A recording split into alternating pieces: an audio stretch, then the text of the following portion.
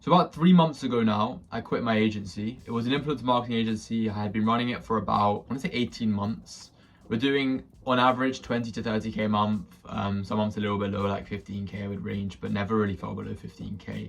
And that was since about December. So from December, November, it really started to pick up. September, we did our first 20K month. November onwards, we really started to pick up and see good progress, doing 20 to 30K months.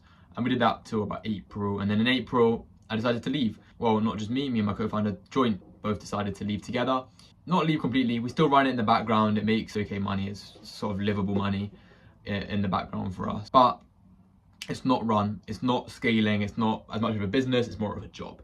And the reason we left was for sort of two key reasons, I want to say. Number one was we felt like we were young enough that we can explore more exciting things than an agency. Secondly is AI, and we saw AI, we saw the rush of the AI, we saw where the AI was going. We had on that day, I think it was the first, we had a really in-depth conversation just about everything AI, about, where's AI going, what it's gonna be, how it's gonna, be the future. And I think it all started to click in on that day, and we realized, the only way we're gonna be a part of this is if we play more of a part in it, if we are doing more of it. And the current situation we were in within an agency, while we could have, took twists and turns to make this AI work in our agency, it wasn't what we wanted to do. We didn't want to sit there and make AI work in this agency. We thought there's a better way for us to get on this gold rush. And so we jumped into the AI trend, on the AI apps. And so on April, we decided, we're going to do AI apps. And after that, we built our first AI app, which was called Selfly AI. It never saw the light of day. We spent about 30 days building it, thinking about ideas, how we wanted to build it, everything to do with it. It never ended up launching for sort of two key reasons. Firstly, my inexperience with coding led to me sort of developing it the complete wrong way. I'm not going to jump into it in this video, but all done wrong, very badly, making it very hard to actually launch the App Store. The second thing which sort of went wrong with it was just too complex of an idea. It didn't have enough sort of virality. It wasn't sort of easy enough to market. It just wasn't a good first idea. It wasn't a good first product to build. And I think we knew we were going to make a mistake like that as well. So it wasn't a surprise. When you're building products, you make mistakes like that. And so we did that. We failed on that. And then the beginning of May, about the 10th of May, I believe, we decided we're going to go all in on our next idea. And our next idea was called Styler. It was an AI fashion rating app. We did it a lot better. We did it the right way. So we looked at our competitors. We designed what we wanted to build, the MVP, what we wanted the features to be, everything we wanted to be before we even started developing it. I researched how I want to develop it, how I'm going to develop it, languages,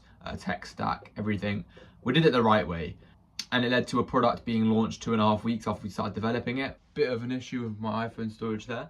But yeah, anyway, so we launched the app in mid-May. So about the 25th of May, we had the app on the App Store. So it took me under 2 weeks to develop, and then about a week of just App Store reviews period. So like where you have to, send it off to App Store, get review on if it matches what they expect and whatever. Did that for about a week.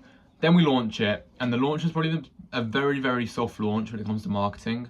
Sort of mainly because we just didn't plan it enough. There was no planning in regards to when this marketing launches. We just thought when the app launches, we'll think about the marketing rather than thinking, we need influencers prepared, we need paid ad spend prepared, we need ticked organic content strategy prepared, so that when you launch, you can go ham on the marketing and you're ready to go. For us, it wasn't like that. We didn't have anything to go. We had nothing. It was just sort of like, the app's live now. Let's start learning the marketing now. And that means it's been 4 weeks since we've launched around, and we've only got 300 users. I don't know if that would sound like a lot or not a lot. I'm guessing if you're somebody who has an app, it probably sounds like not a lot.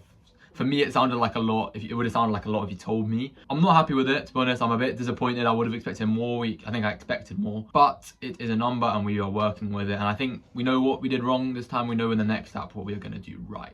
It will pick up. And that gets me into what are our plans coming up. So we've sort of spent the last 4 weeks planning our marketing, improving the app's retention, working on the app quality of the app, other things like implementing monetization on the app, improving the shareability, how can we get people to share the app more, working on these sort of things which, usually people think about before they build the app or while they're building it. But I'm thinking about now because, we're learning as we're building. And our marketing, we're starting to think a lot more about how can we market this quickly. We have the budget to spend, we have money to spend on it. So, we're getting influencers, we looked at paid ads. It didn't work out too well for us, but it's something I'm definitely looking at in the future.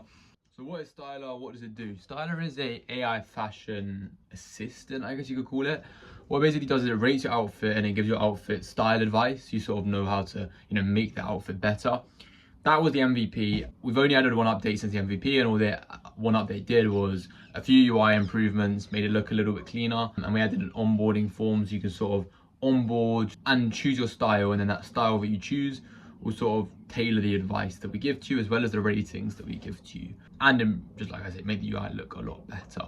Yeah, that's where we're at with it now. I've got the next update ready to launch, and the next update is basically, I'm not going to jump into it too much here, but it's basically aimed solely at improving retention and monetization. What are we doing for the app marketing wise? Marketing wise, we're looking at influencers primarily, and scaling organic content. These are the two sort of avenues that we are looking at mostly, because all our users so far have come from organic content.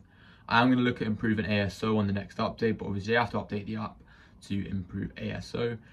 Also set to launch in the rest of Europe and hopefully the rest of the world if we can do so.